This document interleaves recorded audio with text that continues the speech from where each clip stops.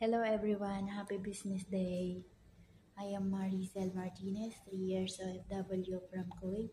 Kumita ng 54,828 pesos doing part-time. Isa lang din naman akong nag-how sa isang post na hindi ko kakilala and explain niya sa akin ang business. Naintindihan ko, nag-join ako, nag-take action agad ako.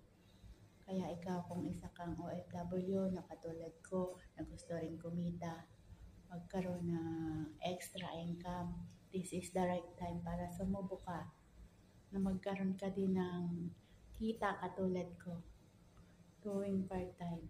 Thank you so much sa aking mentor, Apple Bagatan, at sa founder, Miss Tanya Morales, at sa co-founder, Bonjon Bonagan, sa napakagandang opportunity na marami pang matulungan na ang mga OFW yung katulad ko. Thank you so much. Bye-bye.